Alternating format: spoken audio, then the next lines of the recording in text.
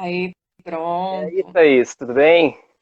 Tudo bom, e Conseguimos, você? então, superamos a falha técnica. Deixa eu arrumar um pouco aqui, que eu acho que o meu rosto quase não está aparecendo. Quando a tela divide, ele dá uma mudadinha ali na câmera. Como é que tá, Sim. Thaís? Tudo bem com você? Tudo bem, e você? Tudo tranquilo aqui. Tá me escutando Fiz um, su- direitinho? fiz um suporte aqui para ver se fica mais parado, assim, senão se fica na mão, eu fico mexendo, assim, Ah, sabe? não, na mão é Aí horrível. é ruim para quem tá assistindo. Ainda Sim, bem que com deu certo. certeza. Bom, superamos então a nossa dificuldade técnica inicial. Nossa! Admito que me deu um susto ali quando eu vi que não dava para te iniciar na conversa. Eu pensei, mano, o que que eu vou fazer? Não, que eu sempre faço todas as coisas assim, né? Dei aula, mesmo o WhatsApp, às vezes, tá? Se eu tô na frente do computador, às vezes eu prefiro digitar no teclado do computador. Aí eu abro o WhatsApp no computador. Mas Uhum. aí eu não sabia, né, que É, no Instagram não dava. eles têm essa preferência pelo uso de aplicativos móveis mesmo. Miga, vamos embora então, para a gente não perder muito tempo, que a gente tem uma Vamos lá. horinha, 52 minutos na verdade. Pessoal, deixem eu Uhum. apresentar a nossa convidada então, rapidinho. Eu peguei aqui o currículo dela. Nossa convidada de hoje, professora Thaís Pagotto Belo, seja muito bem-vinda aqui ao ciclo de debates do Poema. Já faz algum tempo que eu queria te trazer para fazer alguma atividade aqui no FPEL. Gostaria que fosse fisicamente, com presença física, mas não sendo possível, a gente vai do jeito que dá, né? Mas enfim, deixa eu apresentar então, para a gente não perder muito tempo. Thaís possui graduação em História pela Universidade Federal Paulista, Unesp, é mestre em Arqueologia pelo programa de pós-graduação do Museu de Arqueologia e Etnologia da USP, o MAI, é doutora pelo programa de pós-graduação do Instituto de Filosofia e Ciências Humanas da Universidade Estadual de Campinas, a Unicamp. Sua iniciação científica teve como tema a cerâmica de bruxeiro etrusca, bruqueiro, perdão, Búquero. É bruqueiro. búquero. Ó. Tá vendo? Sempre Estudou, estudando que ninguém estuda, aí, sabe? Sabe nem. normal. Brincando, brincando. Sob Mas é essa a orientação da professora. intenção, sempre Uhum. estudar o que ninguém estuda. O diferentão do rolê, né? Antigo e medieval É, é. A gente está acostumado a ser os diferentão do rolê, é bem isso mesmo.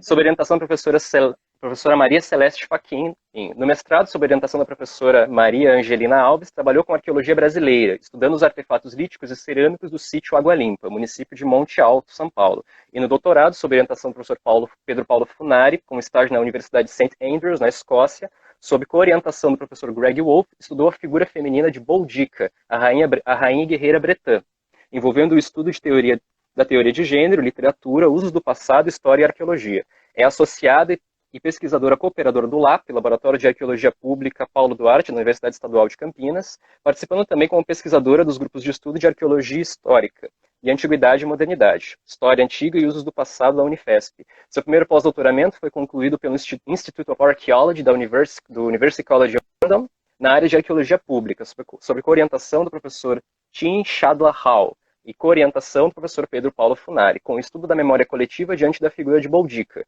Seu segundo pós-doutoramento foi feito junto ao Departamento de História da Unicamp, com a orientação do Pedro Paulo Funari, com a proposta de estudo sobre as mulheres na Britânia, romanas e bretãs, e suas fontes escritas e materiais.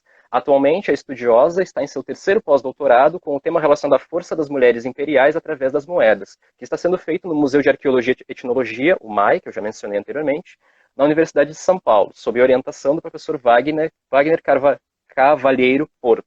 Acho que seria isso mais ou menos, né, Thaís? Meio corridão, sim, sim. obviamente, para a gente não gastar nossos minutos.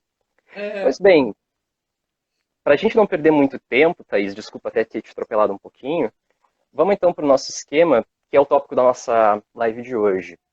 Fala para nós quem é a Boudica, quem é essa personagem histórica, qual o contexto que ela viveu, o que, que a rebelião que ela organizou contra o Império Romano significou naquele contexto histórico qual ela viveu particularmente. Pode falar um pouco disso para nós? Primeiramente, boa noite a todos e todas. Eu queria agradecer o convite do Maurício e do Poema. Sou muito contente de participar, né? Porque já faz um tempo que eu sou muito amiga do Maurício, né? E a gente sempre discute as pesquisas, né? Bom, quem foi a Boudica? Bom, primeiramente, a Boudica, ela foi uma rainha guerreira britã, do século I, depois de Cristo. Ela era casada com o rei Prasútago, da tribo dos Iceni, ou Iceni, em latim, e ela tinha duas filhas. Ela ficou mais conhecida, né, por causa da rebelião que ela elaborou junto com a sua tribo e a tribo vizinha, os Trinovantes. Isso aconteceu devido à morte do seu marido Prasútago,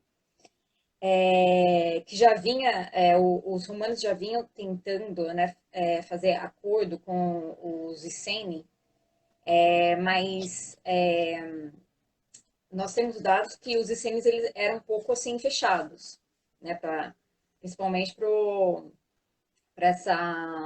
exterior ou para as pessoas de fora, né, inclusive os romanos. Só que antes da morte do Prasútago, é contado pelo Tácito que ele tinha firmado um acordo que depois de sua morte, metade das suas terras ficariam para suas filhas e a outra metade para o Império Romano.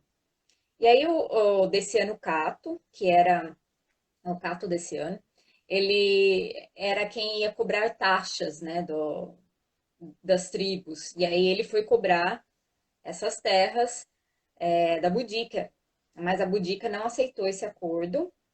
Aí suas filhas foram violentadas pelos romanos e a Boudica, ela também foi,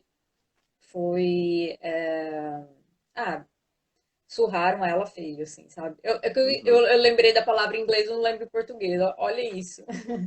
Não, mas tudo Muito bem. tempo de intercâmbio dá nisso, né? Não Ah, não, mas não pode acontecer isso, tem problema, né? mas acontece. Bom, isso é o básico, né, sobre a Uhum. Boudica.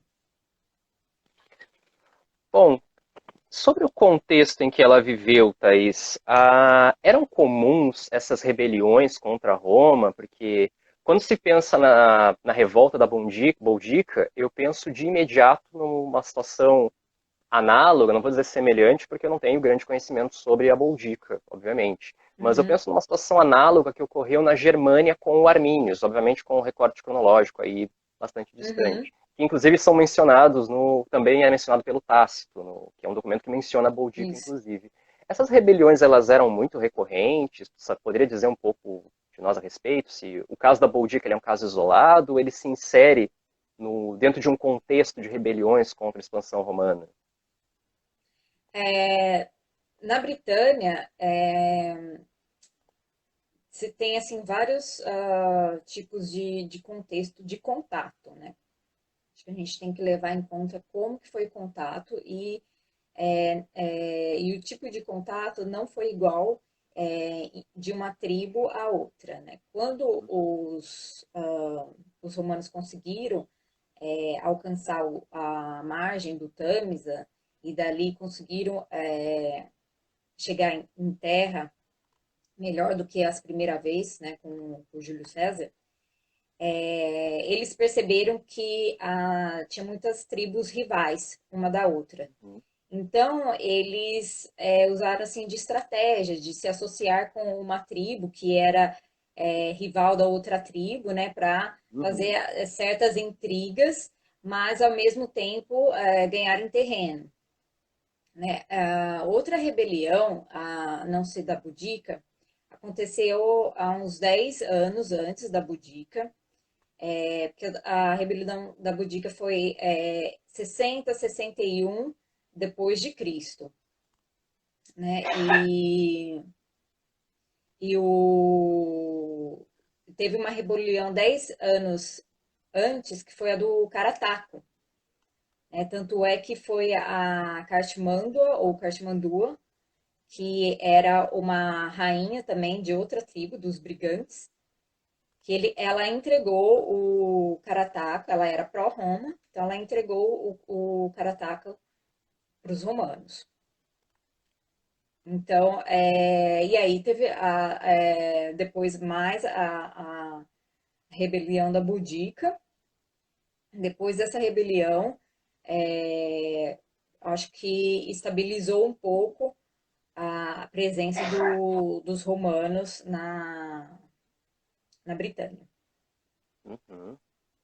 Tu comentou sobre as estratégias dos romanos para dominar esses territórios, os quais eles vão avançando, especialmente durante o período do Principado, era basicamente fragmentar os seus adversários. Eu acho que o termo para isso, acho que era de César, se não me falha a memória. Por favor, me dê um desconto porque eu não sou de antiguidade. Acho que era divide et impera, ou alguma coisa assim, me corrige, se for o caso.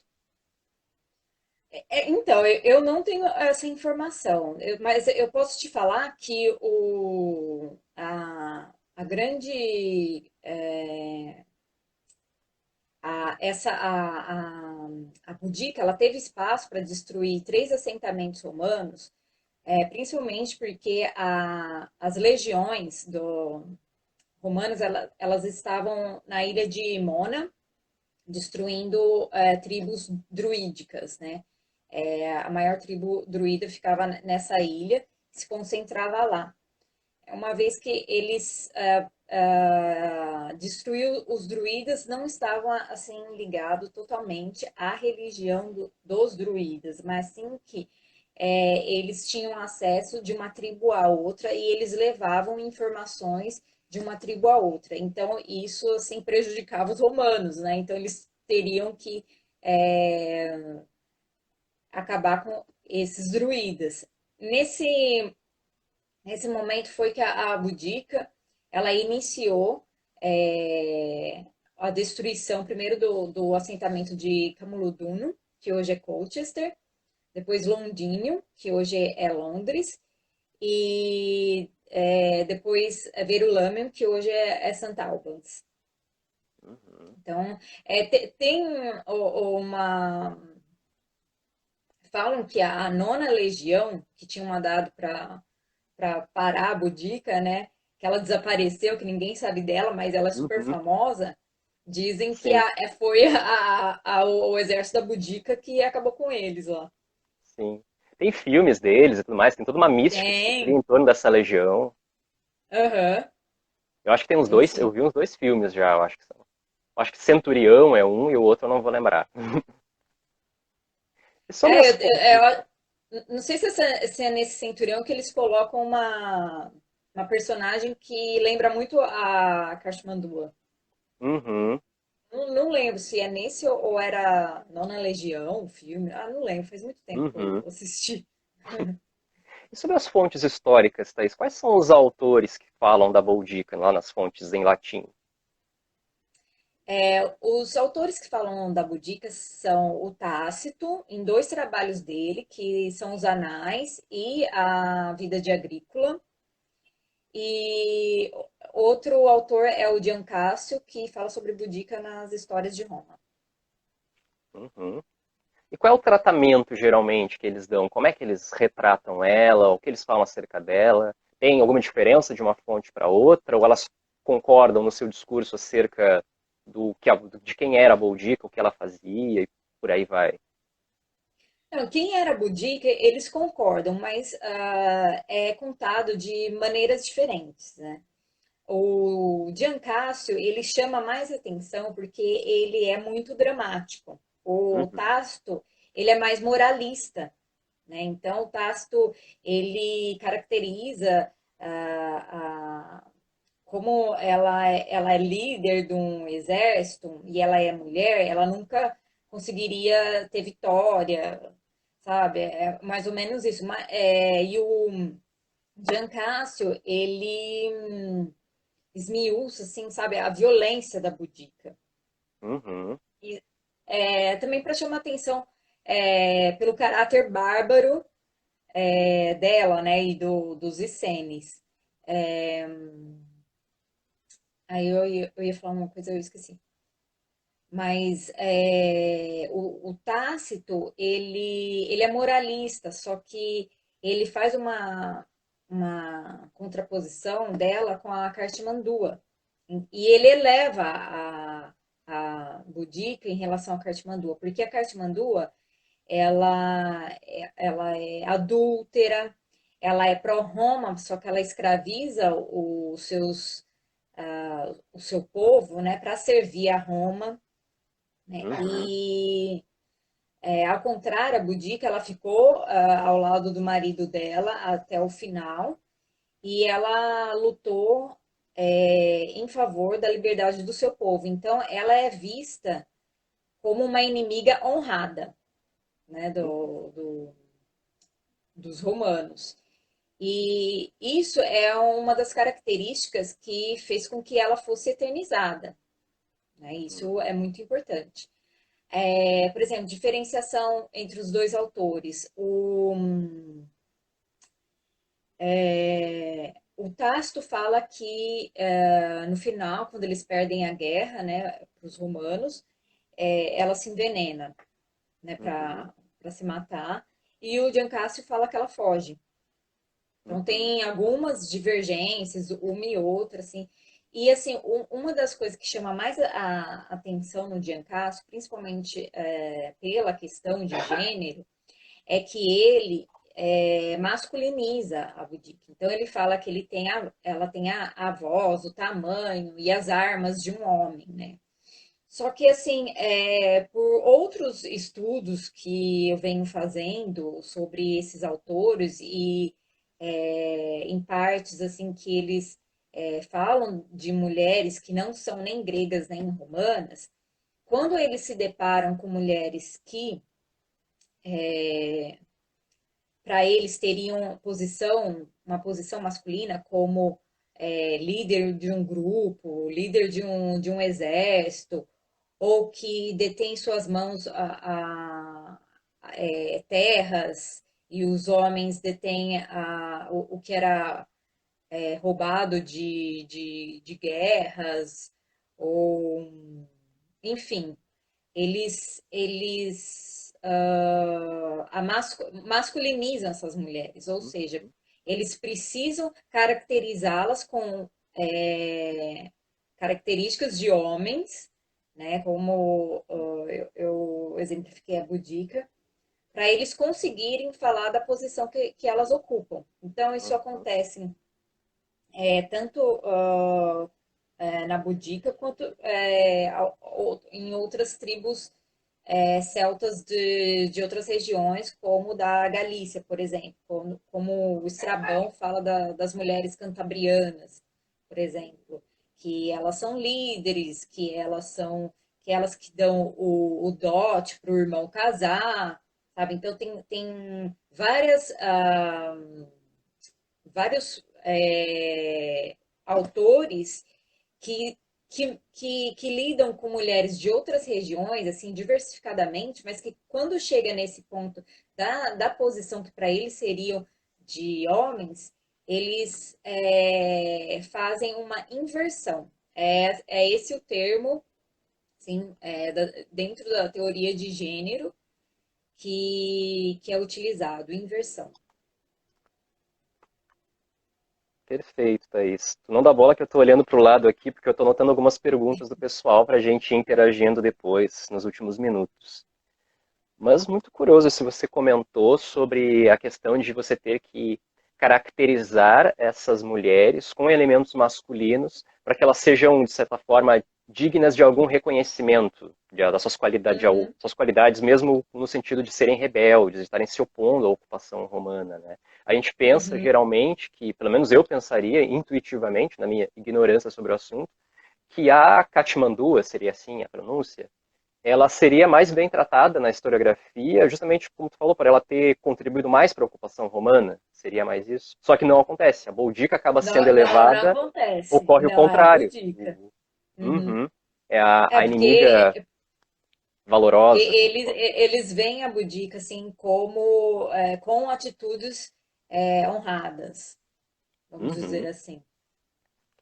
E tu comentou que o Tácito e o Giancássio, eles divergem sobre o fim que a Boudica teve, né? Ela teria sumido, Isso. ou teria se envenenado, ou sido envenenada, no caso. Não, ela se envenenou. Se envenenou, no caso. E a É, historiografia isso, recente? não, isso ocorre em vários outros documentos, eu não vou lembrar agora quais, mas que de povos, assim, de grupos celtas, que eles preferem. Mesmo do Estrabão, eles falam que as mulheres muitas vezes matavam seus próprios filhos para eles não serem aprisionados pelos romanos.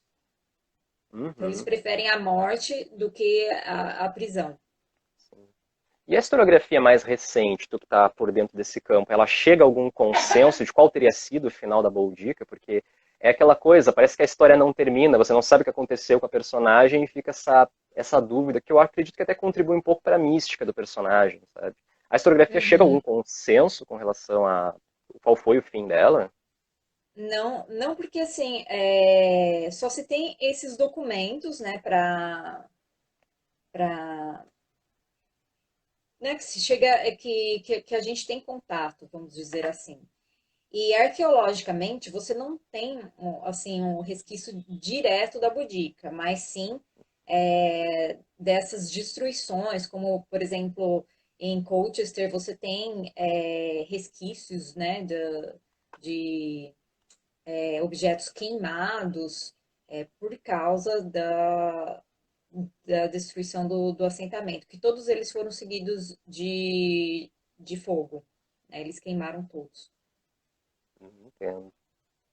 Thaís, para entrar no segundo tópico da nossa discussão, que aqui na UFPEL a gente gosta muito de estudos de recepção, tanto de medieval Uhum. quanto de antiguidade, que é o que a gente está tratando na live de hoje. Acho que está sendo a nossa primeira live de Principado Romano. Eu trabalhei um pouco com o Lucas de antiguidade mais tardia, falando de bárbaros, então essa está sendo a nossa primeira de antiguidade, período mais recuado um pouco. E a gente gosta muito de saber de recepção. Então eu queria te perguntar, para a gente entrar um pouco nesse tópico, sobre como vai ser trabalhada, apropriada a memória da Boudica ao longo dos séculos. A gente sabe que existe, Uhum. imaginei que tenha ocorrido talvez algum apagamento dessa memória durante o medievo. Presumo que durante o Renascimento e esses movimentos aí que vão recuperar documentos e tradições da antiguidade, ela retorne, presumo eu. Você pode falar um pouco disso para nós? Posso sim. Então, no século XIV é que foi encontrado, né, na biblioteca lá do Mosteiro de Monte Castelo, pelo Giovanni Boccaccio,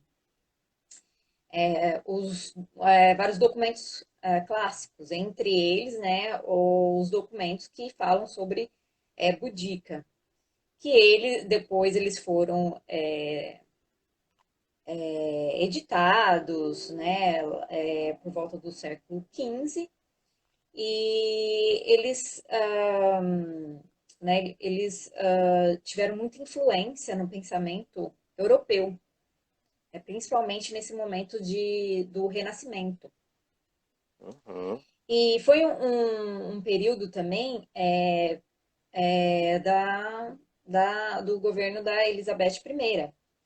Nossa, isso daí é Elizabeth muito I, interessante. como uma governante mulher, ela deve ter tido, sim, alguns problemas em relação ao gênero, né? Uhum. Então, muitos poetas, quem escreviam, escritores de peças de teatro, eles comparavam a Elizabeth I à Boudica, né? Uhum. Isso era direto, né? Porém, a Boudica, ela era vista como uma selvagem, né? Principalmente assim com influências, né? Dessa vinda dos europeus para a América, porque eles comparavam esses antigos britões com os selvagens da América, né? Mesmo assim, tinha esse ponto de vista. Aí, mais para frente, no governo do James I da Inglaterra e sexto da Escócia, né? Que ele era, como a Elizabeth I não teve filhos, né? A pessoa mais próxima para herdar o trono seria o filho da Mary Stuart, né? Que Uhum. era inimiga da Elizabeth I.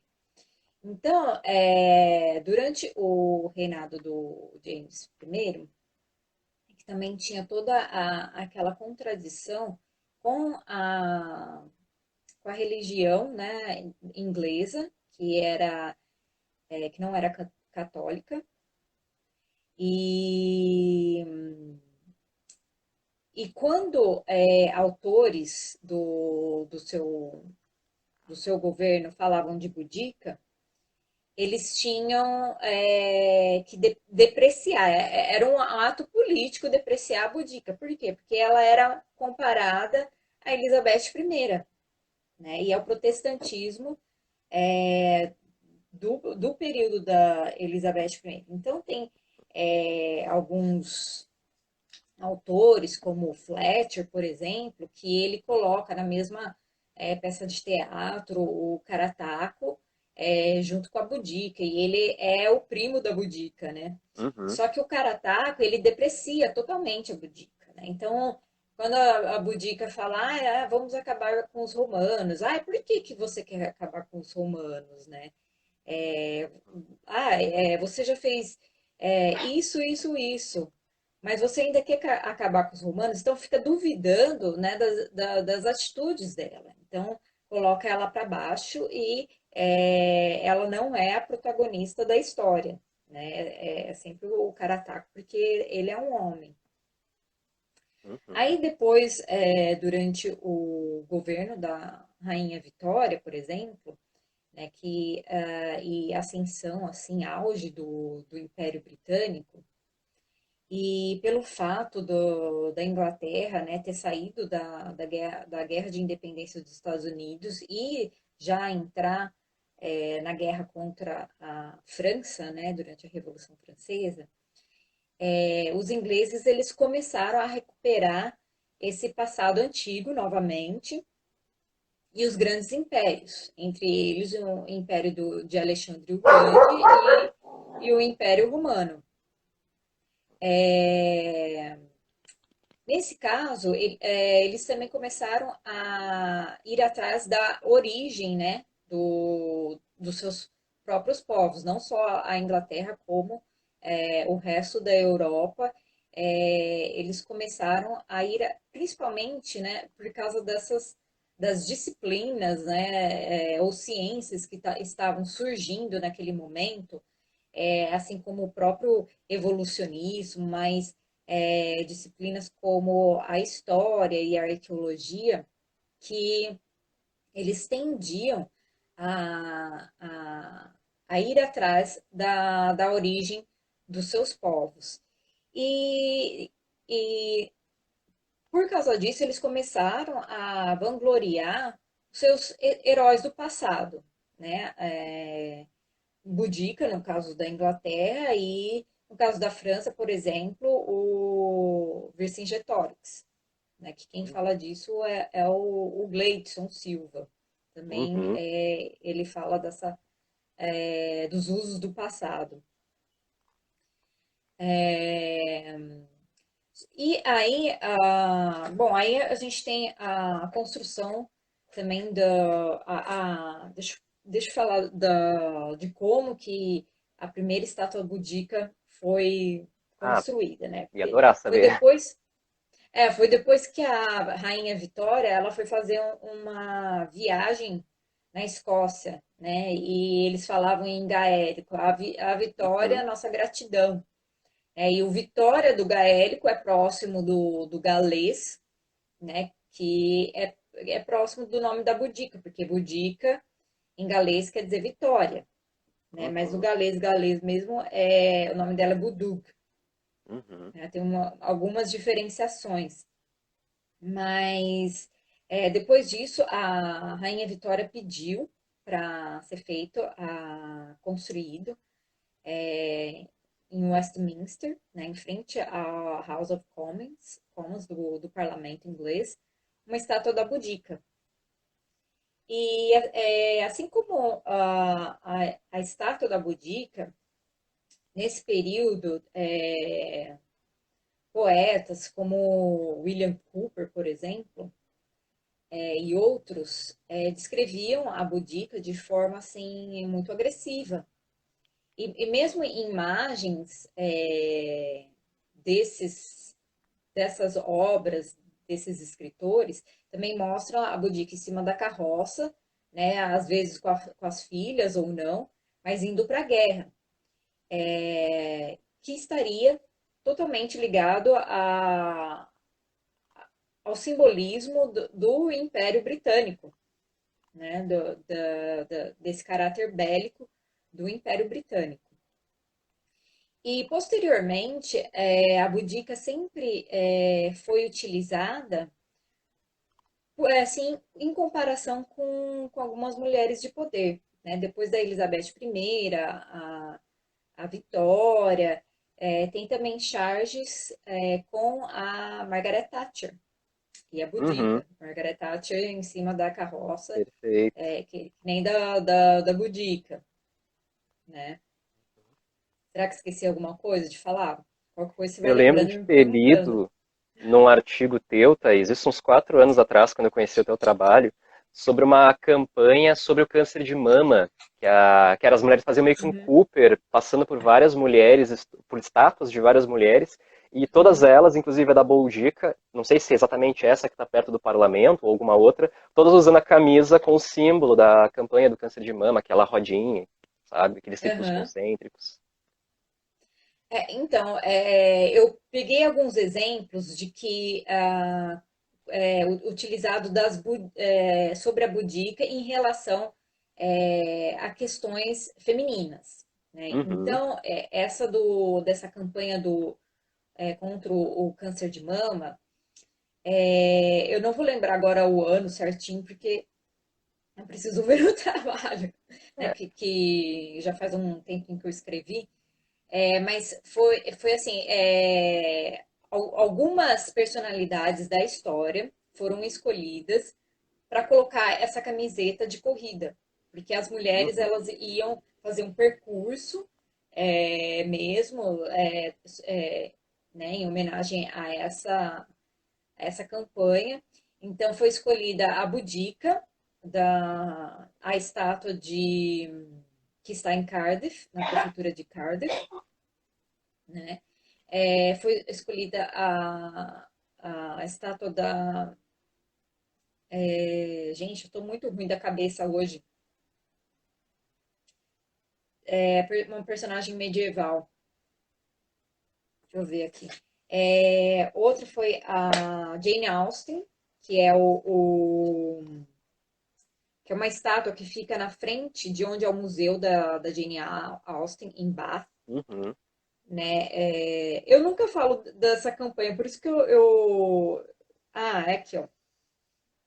Então foi a Jane Austen em frente ao museu dela, que era a casa dela, né? Então virou museu hoje, da Pocahontas e da Lady Godiva. Então Uhum. foram essas as personagens que utilizaram a camiseta da campanha. Tem um livro também que é ligado à questão do câncer de mama, e quem escreveu foi uma médica de Norwich, que ela foi para Norte e ela ofereceu para mulheres, né, da cidade a reconstituição da mama depois Nossa. de ter passado pelo câncer. E, e aí ela fez esse livro com todas as experiências que ela passou entre as mulheres, porque essas mulheres geralmente eram aquelas assim que elas trabalhavam na fazenda, sabe? Então, para que eu vou fazer isso, né? Eu fico na fazenda, nem apareço, mas ela fala da autoestima que essas mulheres conseguiram, e o livro chama The Boudica Within, The Uhum. Extraordinary Journey of Women After Breast Cancer and Reconstitution. Uhum. A Boudica Interior, muito bonito isso. É. E, assim, em relação à questão feminina, né? Quando eu fiz as estatísticas, teve uma das questões, né, no meu pós-doutorado, que era sobre se as pessoas viam a imagem da Boudica como, assim, relacionada a questões femininas. Assim, o que eu tive assim, foi surpreendente, porque eles não veem a Boudica dessa forma. Eles veem a Boudica mais como um símbolo nacional, Uhum. né? Por exemplo, os galeses, né? Eles foram um dos que deram financiamento para terminar a primeira estátua da Boudica em Westminster, e depois eles fizeram também uma votação na cidade de Cardiff para escolher as personalidades que iriam ficar no salão da prefeitura da cidade. Né? Isso foi em 1916, e entre várias personalidades, tanto de santos, de personagens masculinas medievais, a Boudica foi uma das escolhidas. Só que assim, no país de Gales, a Boudica ela tem um outro simbolismo. Né? Eles não veem assim a Boudica como uma heroína inglesa, mas eles a veem como uma britã. E eles se acham descendentes direto dos britões. Tanto é que o país de Gales ele é um país bilíngue, né, tem até as placas de transição em inglês e em galês. O galês ainda é aprendido nas escolas. E E aí eles fizeram também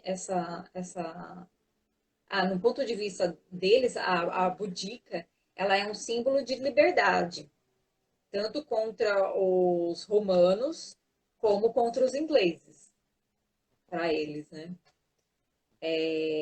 Eu acho que eu vou falar também das outras estátuas, assim, porque eu não falei das outras, né? Fica à vontade.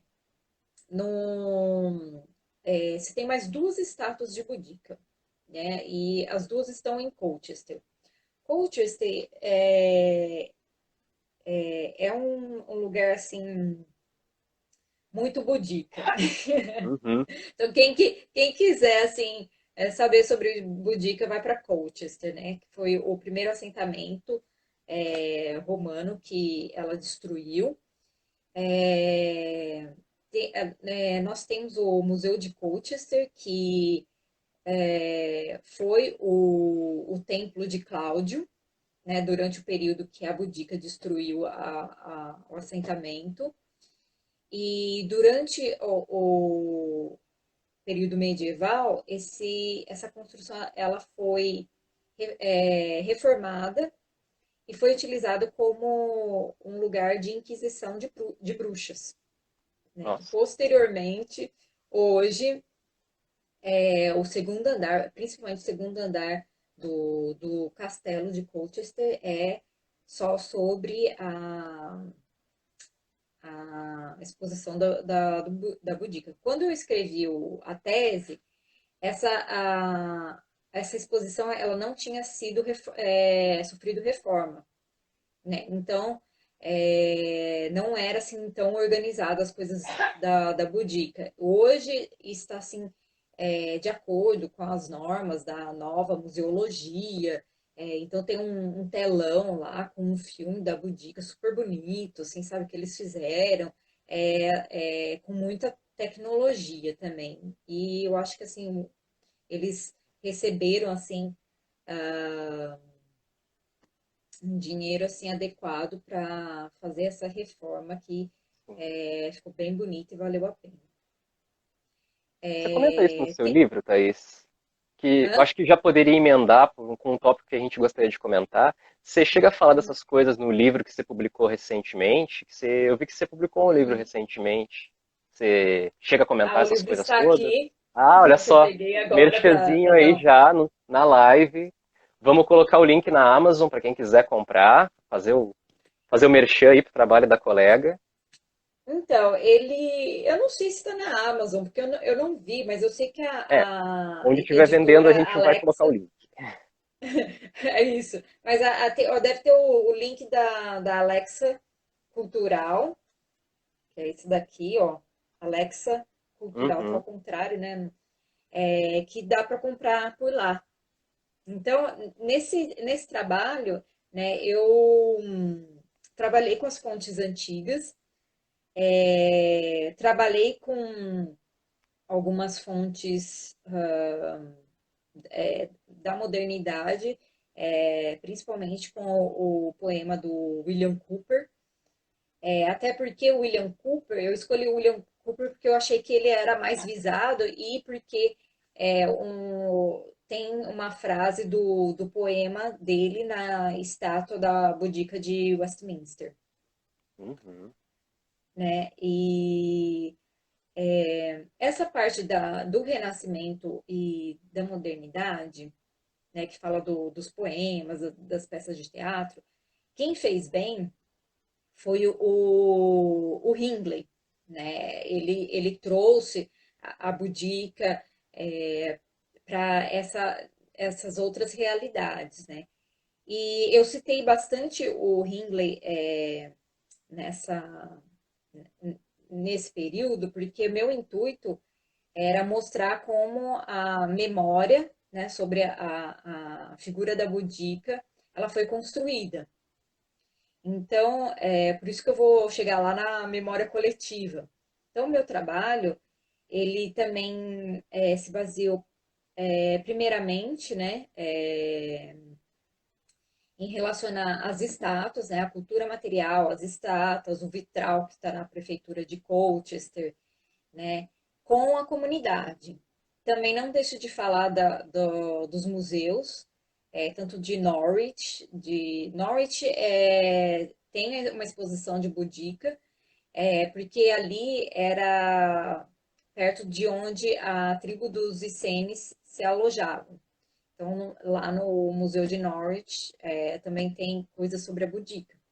Então, eu trabalhei com o Museu de Norwich, Museu de Colchester, Museu de Londres e o Museu de Verulamium, né? Então, eu é, quis também demonstrar a relação da comunidade com essas imagens e reproduções da Boudica.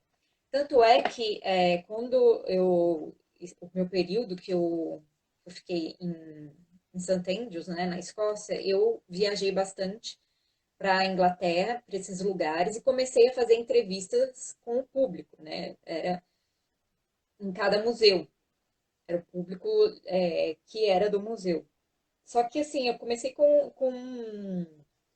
uma quantidade mínima que eu levei, né, pro final da minha tese. E eu já estava pensando em continuar com essas entrevistas, mas que eu queria que o número de entrevistados fosse maior e comprovar que Uhum. a Boudica ainda estaria na memória coletiva, tanto dos ingleses como dos galeses, né, de Cardiff.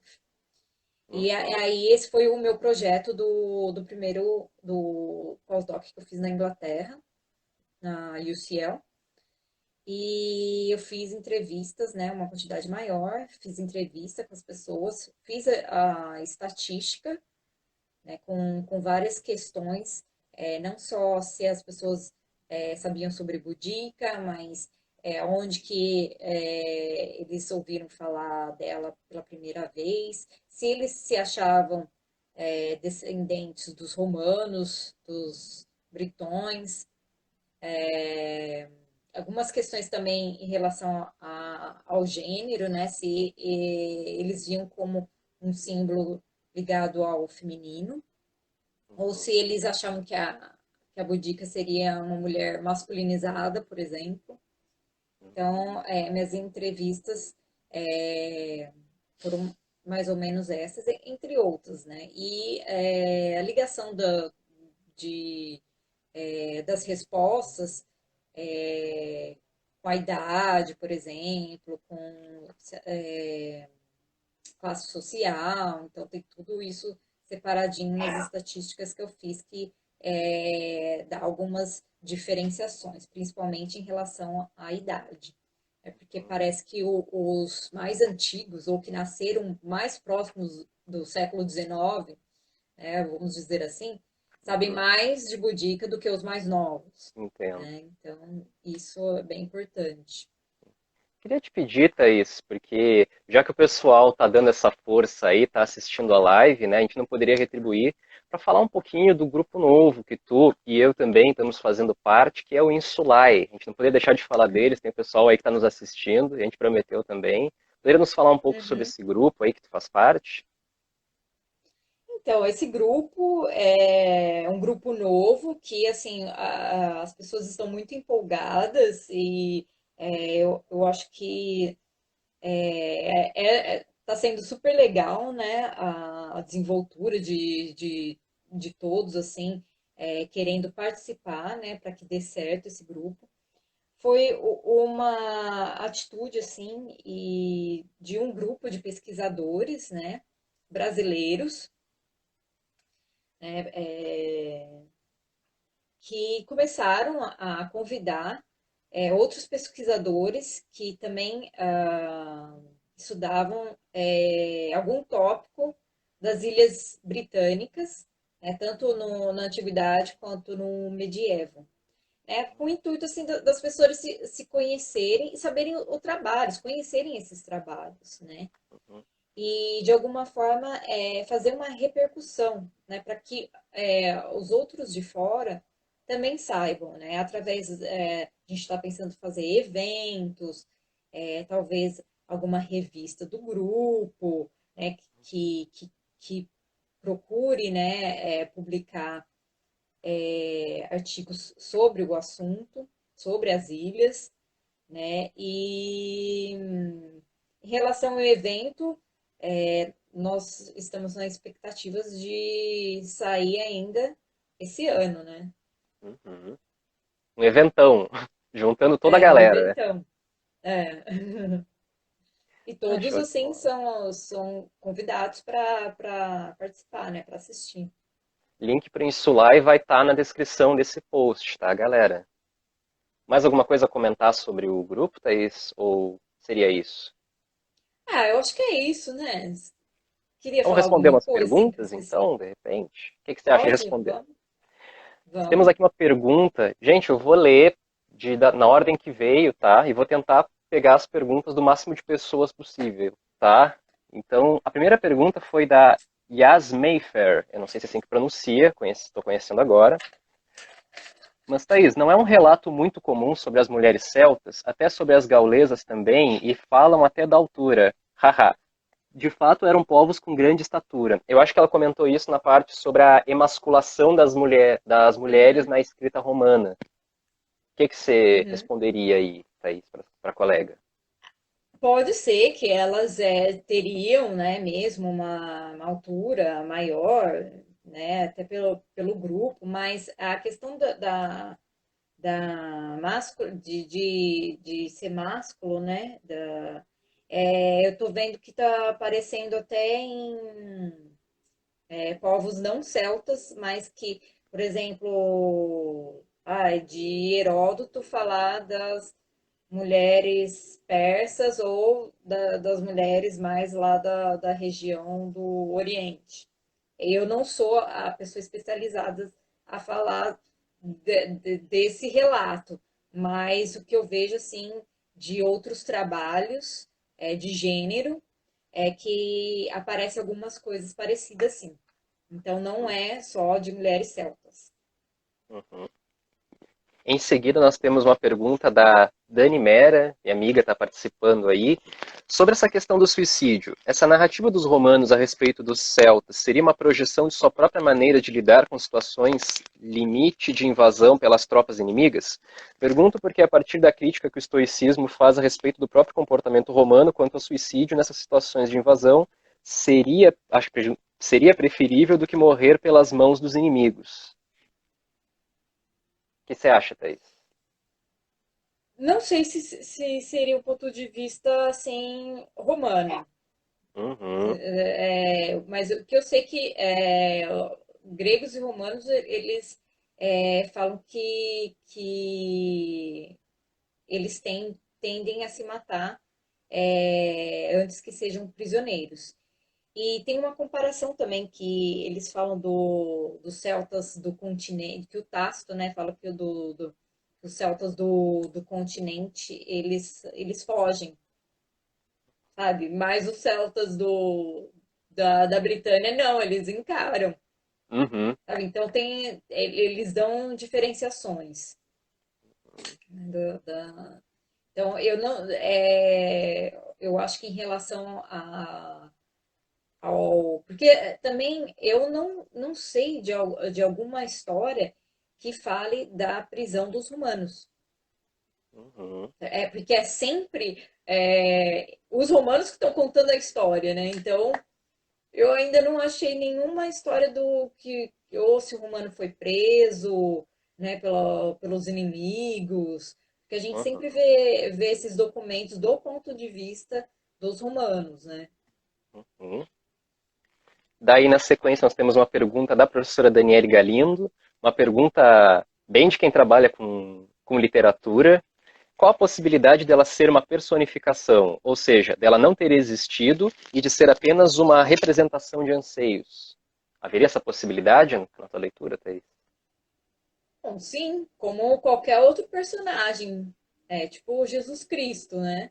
Uhum, Porque você não tem provas materiais, por exemplo, para falar que a Boudica, diretamente a Boudica existiu. Você tem as provas materiais, né, vestígios arqueológicos, você tem dessa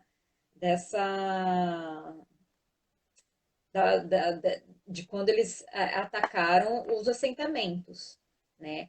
Mas diretamente cultura material não tem.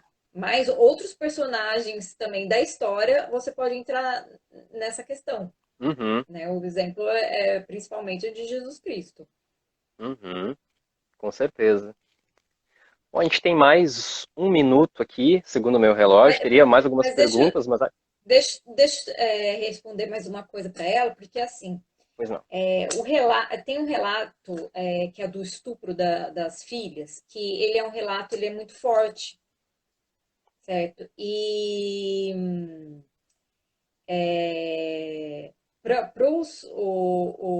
os romanos descreverem esse tipo de fato, seria questão mesmo dela ter existido.